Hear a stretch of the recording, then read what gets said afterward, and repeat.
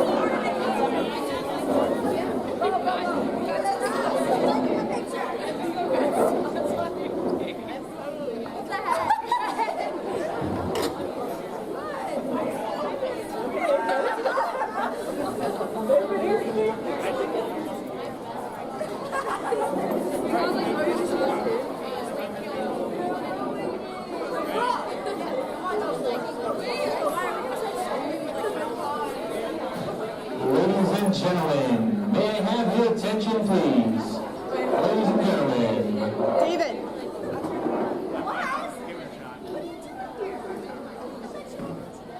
Tomorrow. At this time.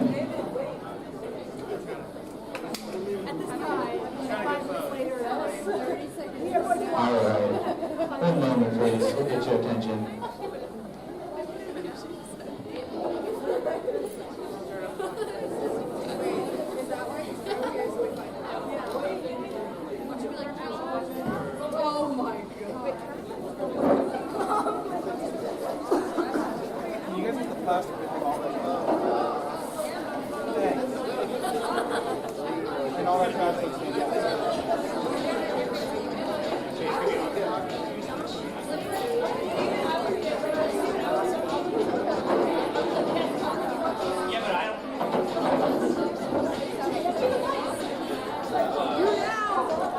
Testing, that's better. Ladies and gentlemen, may I have your attention briefly? At this time, Notre Dame of Maryland and our athletic department would like to have a brief ceremony. This past Saturday, our volleyball team, right here, please make some noise, volleyball team, show off. Took home the Colonial States Athletic Conference First Place Championship with an amazing performance over Keystone College on Saturday. Mary Marquez, MVP right here. Mary, stand up, show us the player of the day. We also had a great season, a couple other awards from our conference. Coach of the Year, Head Coach Henry Batista. Please make some noise. Also joining us today is Rookie of the Year, freshman Alyssa Perry. With this win on Saturday, Sarah, you can show off this amazing flag. Take a look, everybody. First place finish. Let's get another round of applause. With this championship win in the CSAC, the Gators will be traveling this weekend to the NCAA Division III Volleyball Championship. We're here to find out where we're going and who we are playing. So very briefly, in a few short moments on our lovely video board up here, we will be announcing where the Gators will be playing on Friday night. So make sure to cheer for your Gators, and we will keep you announced as we get there. The Gators finished with an amazing 25-win season, the best season that we've had in the conference since joining the conference, an 8-0 conference season, meaning we didn't lose to anybody we played in the conference. So can we please have one more round of applause for our 2018 CSAC champion, Gators.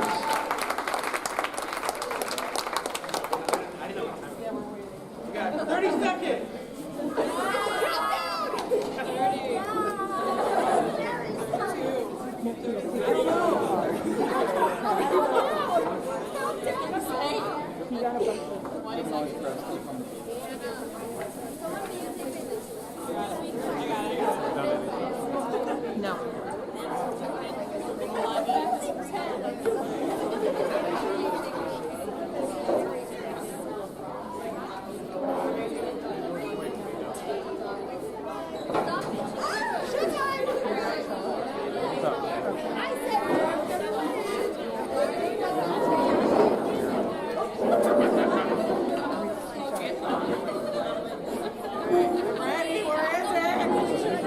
better than what they got. You are paid. You are paid. University of Maryland.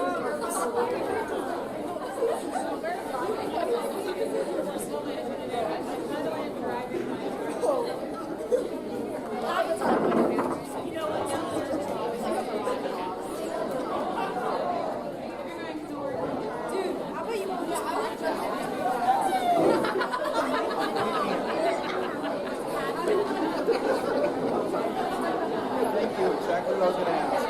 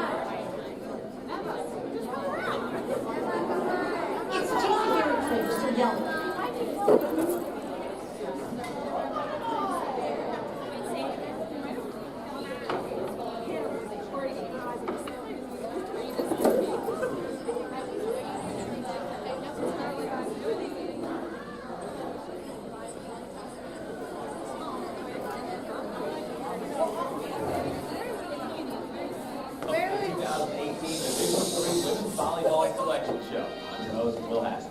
64 teams continue the path to a national championship today. For many, the wait has been an easy one, as 43 teams receive an automatic berth as conference champions. 21 others, however, will be a nervous wait to hear their name called. 8 regionals serve it up this coming Friday, with 1 team emerging by Sunday night. The final 8 teams will be reseeded when we gather for the D3 championship in Pittsburgh starting on November the 15th. The quarterfinals, semifinals, and championship match will all be held at the A.J. Palumbo Center. Who will hoist the trophy this year? We find out who has that chance right now as we dive into the bracket and unveil the first regional, headlined by Calvin, the 3-time national champs. Haven't missed the tournament in 15 years and advanced to the semifinals again last season. Top 3 in the nation in attack percentage. The offense is powered by Anna Camp, who averages over 4 kills per set. Note that this regional will actually start a day earlier, with games coming up on Thursday of this week, and they'll play through Saturday with Calvin playing host to this regional as the host right off the top. Greenville is the opening opponent for our host, the SLAC champs, for the 4th straight season. Wisconsin Whitewater checks in next, 2-time national champions. The Warhawks are strong defensively on both lines this year. Ashton Dahl and Brittany Robinson rank in the top 10 nationally in total blocks and total digs, respectively. The Warhawks will open with Ohio Northern, Ohio Athletic Conference champions, and making their 31st tournament appearance. Hope is in this strong region as well. The 2014 champs missed out on the tournament a year ago, but have grown a solid nucleus again this season, making it to the MIAA championship match. The loss to Calvin did not prevent an at-large berth, however, and they will play a team with another big at-large berth. That belongs to DePaul, which earns its 3rd straight trip after a tough 5-set loss in the NCAA semifinals. Wittenberg is an annual lock. No tournament would be complete without the Tigers, who have come so close to a 2nd title the last few years. Winners of it all in 2011, Wittenberg has been in the championship match 2 of the last 3 years, and this year the Tigers feature one of the best blocking units in the country. Another precious at-large as Carthage rounds out this regional, earning the program's 12th bid. All right, now we transition to a traditional Friday-Sunday setup for the rest of our regions, with the next one hosted by Chicago. The Maroons lost a tight one to Emory in the CAA final, a match that saw nearly 300 attacks combined between both teams in a tight 3-setter. Emma Griffith handles the setting, ranking top 10 in the country in assists for one of the sharpest offensive attacks in the nation. Dubuque captured the American Rivers Conference automatic bid and returns to the tournament for the first time in 20 seasons. Trinity, Texas is next with their 24th tournament appearance. The Tigers have the 3rd most appearances without a national championship. Could this be the year? Katrina Lieberman sets an offense that is top 10 in the country in kills and attack percentage. Aurora makes it back via the NACC. Illinois Wesleyan comes in fresh off a CCIW championship. The Titans are in back-to-back NCAA tournaments for the first time in 20 years. Speaking of 20, that's the current win streak for the Titans as well, but it will be tested against Cal Lutheran, the 2015 national champions, back after missing the field a year ago, earning an at-large selection. Washington St. Louis adds even more championship pedigree to this region. People believe it's been 9 long years since the Bears' last championship. That's the longest title drought for a program that has 10 trophies in the case. This year, Julianne Malik is another star in a long line of them in the program, leading the nation in attack percentage while pacing a top 20 blocking unit up front. Cornell College is the opponent winners of the Midwest Conference. We head east now, where our next regional is hosted by Ithaca. 21st tournament appearance for the program, where Reagan Stone is the focal point of the offense. She ranks in the top 6 in the country in both kills and points per set. Southern Vermont earned the bid from the New England Collegiate Conference to return for the first time since 2013. Hunter captured the Cognac and seeks its first NCAA tournament win against MAC Commonwealth champ Stevenson. An at-large celebration begins now for Carnegie Mellon, rewarded with a 3rd straight NCAA appearance for the first time in program history. Morrisville State didn't have to sweat it out, taking a NEAC and its automatic berth. RIT travels to Ithaca as well, back in the tournament for the first time since 2007 against another automatic qualifier as Nazareth won the Empire 8.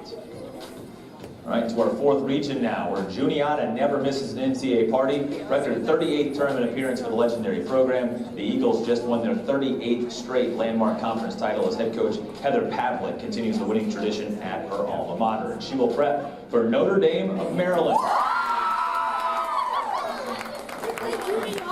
13 years.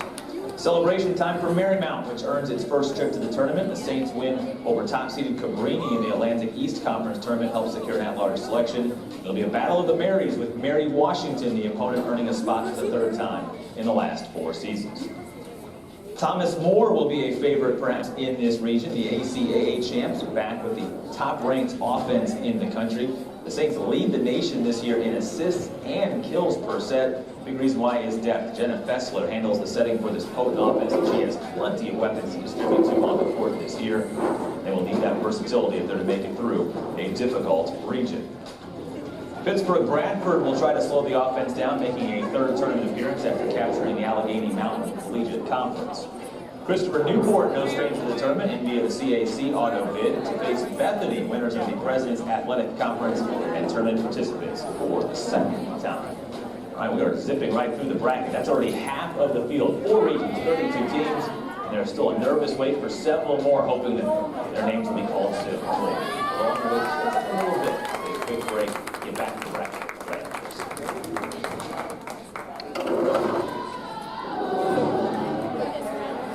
Ladies and gentlemen, your Notre Dame Gators will be heading to Huntington, Pennsylvania to face the Juniata Eagles at 7 p.m. on Friday night, so make sure to cheer on your Gators.